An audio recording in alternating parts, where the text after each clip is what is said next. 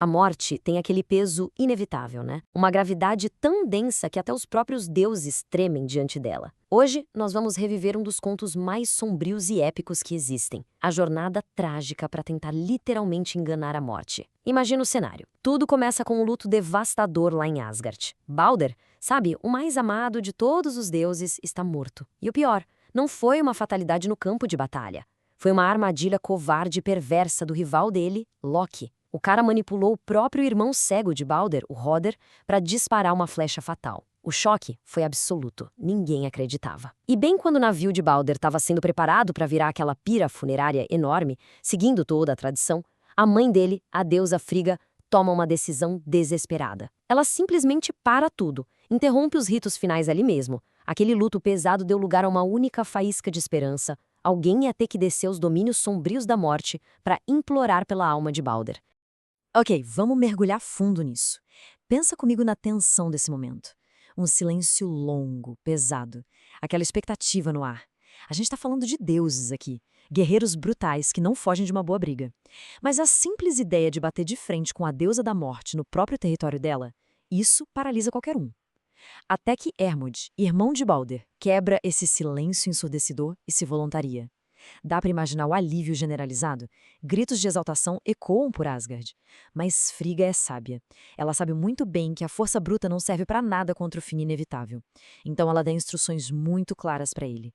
A diplomacia é a sua única arma.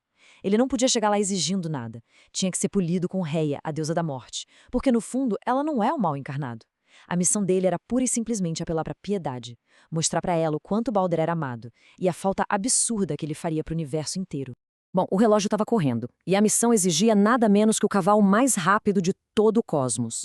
Montado em Sleipnir, aquele corcel lendário de 8 patas emprestado pelo pai dele, Odin, Hermod encara uma viagem que é um verdadeiro inferno físico. Para você ter uma ideia, em menos de um único dia, eles devoram as distâncias mais áridas que você possa imaginar. Eles cortam montanhas traiçoeiras e congeladas, encaram tempestades violentíssimas que puniam tanto o cavaleiro quanto o cavalo sem dó. Mas a determinação do cara era como um tanque de guerra. O Hermod sabia que o destino do deus mais querido de todos repousava sobre os ombros dele. Falhar por negligência ou cansaço simplesmente não era uma opção. Isso ilustra brilhantemente a gravidade de cruzar essa fronteira. Conforme ele avança, a luz começa a sumir, mas não é aquele pôr do sol reconfortante de fim de tarde que a gente conhece. É uma mudança sinistra, uma escuridão antinatural e pesada. É como entrar num estado de tristeza paralisado no tempo. Hermod cruza a linha para Niflheim e mergulha numa noite que os relatos descrevem como infinitamente triste e tristemente eterna. O sol é literalmente banido daqui para sempre. Para você ter noção do clima desse lugar, o próprio Sleipnir, um cavalo divino que já viu de tudo, recua 2 vezes antes de ter coragem de pisar naquele solo gelado e pantanoso. É um mundo sufocante, desenhado sob medida para apagar qualquer resquício de esperança. A partir daqui, o desafio não é só testar a coragem, é não perder a sanidade. De repente, surge na frente dele uma ponte imensa, um arco de pedra úmida e escorregadia. Imagina musgos esverdeados pendurados se contorcendo no vento escuro, como se fossem um ninho de cobras vivas. E o rio de Ol correndo lá embaixo? É uma água escura, grossa como lodo, que solta um bafo tão tóxico e podre que agride o nariz a quilômetros de distância. Como se não bastasse, os próprios paredões de pedra em volta parecem ter rostos hediondos, chorando cachoeiras contínuas de lágrimas. E aí o Hermod tem um pepino tático gigante nas mãos. Se ele for muito devagar, inala esse gás venenoso do rio e morre sufocado. Mas se ele sair galopando rápido demais com o peso de um cavalo de 8 patas, aquela ponte frágil pode simplesmente desabar no abismo. A solução? Um meio-termo cirúrgico. Cada passo tinha que ser firme e perfeitamente calculado, bem no centro daquela estrutura ecoante. Só que, claro, a ponte não estava desprotegida. Do meio daquele breu, ecoa uma voz que é simultaneamente fina e cavernosa. É a Modgud, a guardiã do pedaço. E olha, a aparência dessa criatura é puro combustível de pesadelo. A bicha é tão esquelética que quase se camufla nas pedras. Os braços dela são cobertos por tiras de pele estraçalhada que balançam no vento, como se fossem restos sombrios de asas que um dia já funcionaram. E quando ela afasta o cabelo ralo da frente do rosto, revela uma caveira azulada assustadora. Ela vai pra cima do Hermod ferozmente. Modgud estava enfurecida, porque o barulho ensurdecedor dos cascos de Sleipnir estilhaçou a paz sepulcral daquele lugar. Afinal de contas, as pisadas de um único cavaleiro vivo ali faziam mais estrondo do que um exército inteiro de espectros marchando. Bom, depois de explicar rapidamente que estava ali a mando do próprio Odin, Hermod arranca a permissão da Modgud para passar. Ela obedece com muita má vontade, mas deixa. O cavaleiro acelera por aquela escuridão densa até dar de cara com a barreira final, os gigantescos portões trancados de Hel. Não tem guardas para abrir, não tem tempo para hesitar.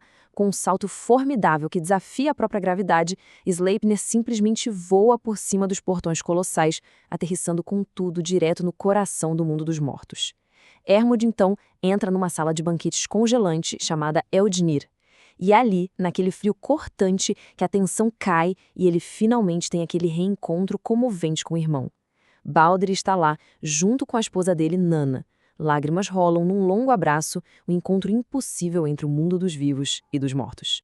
Então, o ponto crucial aqui é o seguinte: Hermod começa a suplicar para a deusa Rai pelo retorno do irmão dele. Ele usa toda aquela cordialidade que a Frigga ensinou. E a deusa, bom, ela reluta, mas propõe um acordo de uma crueldade matemática brutal. É uma condição tripla e implacável. Primeiro, não é só os deuses e humanos que precisam chorar a morte de Balder.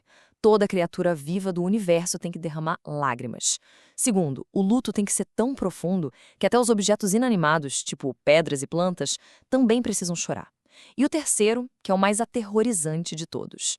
Basta uma única voz silenciosa, um elemento que se recuse a chorar, e o acordo está desfeito.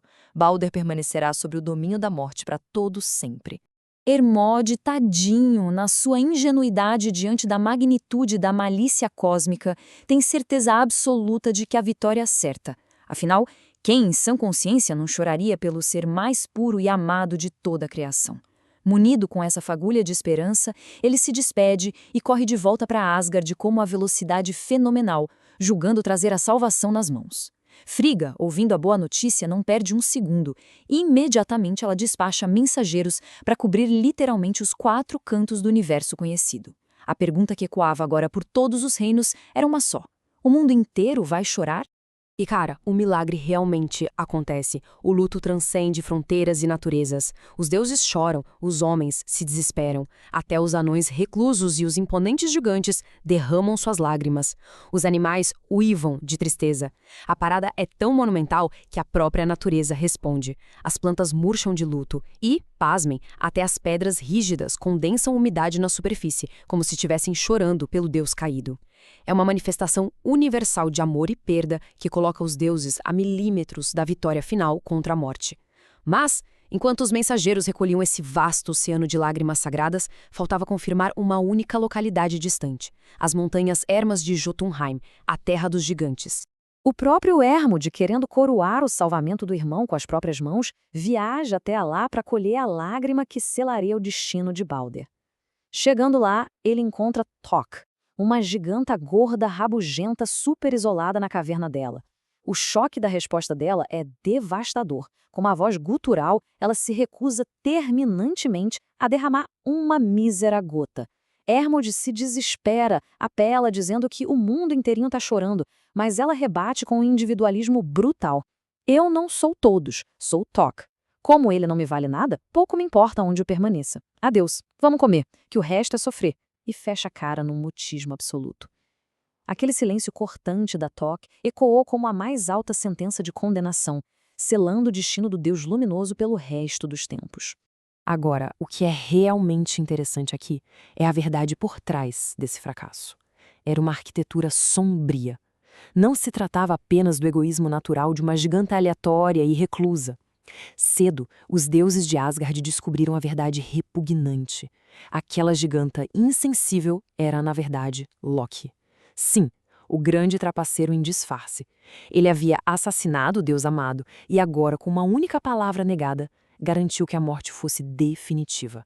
Essa malícia desenfreada do Loki ultrapassou qualquer limite aceitável, marcando o fim de toda a tolerância divina e levando o conselho dos deuses a preparar, a partir daquele exato instante, o castigo definitivo e aterrorizante para ele.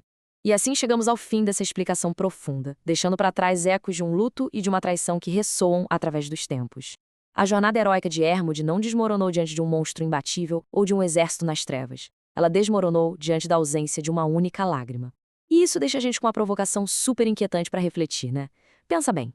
Quando o esforço conjunto e a dor de um universo inteiro se unem para tentar forjar a salvação, pode o ressentimento singular e malévolo de apenas um indivíduo destruir a esperança de todo mundo?